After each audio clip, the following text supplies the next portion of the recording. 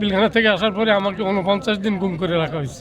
দর্শক, দীর্ঘ 16 বছর পর কারাগার থেকে আমরা দেখছি যে একেবারে মিছিলের মতো করে বের হচ্ছেন বিডিআর সদস্যরা এবং ঠিক সামনেই কিন্তু যে গেটটি রয়েছে, গেটের সামনে কিন্তু দাঁড়িয়ে রয়েছেন স্বজনরা। একেবারে মিছিলের মতো করে কিন্তু আমরা দেখছি তারা বের হচ্ছেন দীর্ঘ 16 বছর পর এই মুক্ত আকাশে, খোলা আকাশে তারা হাঁটছেন, সেটাই দেখা যাচ্ছে। বাহিরে কিন্তু দাঁড়িয়ে আছেন স্বজনরা, ফুলের তোড়া হাতে নিয়ে আমরা দেখছি যে স্বজনরা দাঁড়িয়ে আছে।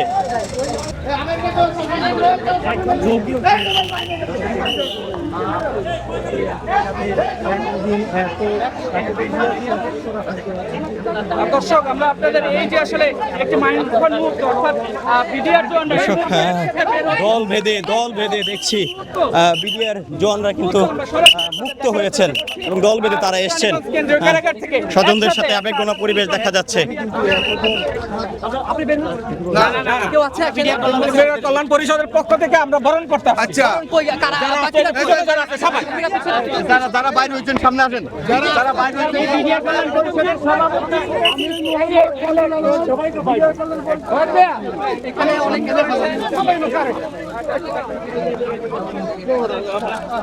একটু সাইড দেন, একটু সাইড দেন। এই মুহূর্তে আঙ্কেল একটু ভিডিও দেন, ভি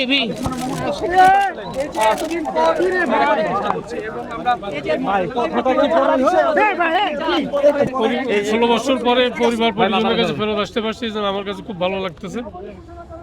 ভবিষ্যতে আমাদের বিগত জীবনে নিরপরাধভাবে জেলে ছিলাম, এটার জন্য মানে আল্লাহর কাছে শুকরিয়া আদায় করছি এবং সরকারের কাছে এর জন্য ক্ষতিপূরণে আমাদের আশ্বাস দাবি করি। যারা দোষী তাদের আপনি শাস্তি চান কিনা, বা তাদের অবশ্যই যারা অপরাধের সাথে জড়িত, পূর্ণ তদন্তের মাধ্যমে যারা অপরাধের সাথে জড়িত তাদের পূর্ণ শাস্তি হোক, এটা আমরাও চাই।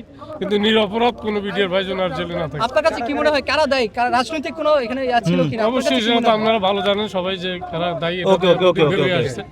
আপনার নামটা বলেন। এখন পরিবারকে অনুভূতি কেমন? আজকে খুব ভালো লাগতেছে, সবাইকে ভালো সেই কষ্টের দিনগুলি একটু যদি স্মরণ করতে। কারাগারের পরিস্থিতি কেমন ছিল?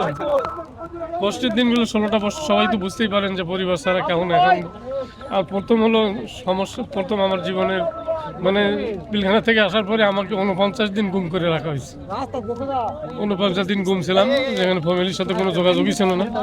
তা আল্লাহ পাক আজকে যে পরিবারের কাছে সবাইকে ফেরত দিয়েছে, জন্য আল্লাহর কাছে শুকরিয়া আদায় করছি। সবাই দোয়া করবেন।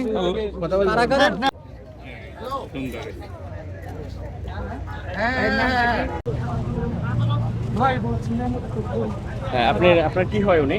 আমার বাইশটা। কত বছর পর উনি? 16 বছর। কেমন লাগছে আজকে ওনাকে? এখন সামনে পায়ে খুব ভালো লাগছে। আপনি কি কখনো ভেবেছেন যে আপনার মৃত্যুর আগে আপনার ভাতিজাকে মুক্ত আকাশে দেখতে পারবে? এটা আশা করছি সবসময়, কিন্তু এখন আর আশা বাদ দিয়েছিলাম যে আমার যদি আল্লাহ পাক যদি আমাদের যদি ন্যায় পথে থেকে থাকে, আমার বাইশটা যদি সঠিক পথে থেকে থাকে, ইনশাল্লাহ আমাদেরটা আমার বুকে আসবে। এটা আমরা সবসময় ন্যায় বিচারের দিনে আমরা আশাবাদী। মুক্তিদান আমরা বারবার করে গেছি, আমাদের কাগজপাতি ওই সময় ওই সরকার, বিগত সরকার থাকতে কাগজপাতি জমা নেয় নেই, আমাদেরকে জামিনেও মুক্তি দেয় নেই। অন্যায়ভাবে মিথ্যা সাক্ষীর মাধ্যমে মিথ্যাভাবে আমরা খালাস পাওয়ার পরেও আমাদেরকে দীর্ঘ 16 বছর কারাভোগ করতে হয়েছে। যেদিন ঘটনা ঘটে সেদিন আপনি কোথায় ছিলেন? আমি এদিন পিলখানায় ছিলাম। এখন এখান থেকে বাড়ির উদ্দেশ্যে রওনা দেব। বাড়ি কোথায় আপনার? নীলফামারী। ছেলে কিন্তু পাইছি 16 বছর পরে। 16 বছর ছাড়া আছে, অনেক লোক এখনো যাইতে পারতেছে না। আমরা 16 বছর পরে আপনি করতেছে, বা অনেক লোক এখনো মনে করেন কোনো সাজা নেই, কিন্তু অথচ অনেক ধরে জেলখানায় আছে। আর বিচারটা কিভাবে হয়েছে এটা তো সবাই জানে, দেশের মানুষ জানে। আপনার নামটা কি? বলার আর কিছু নাই। আপনার নামটা কি?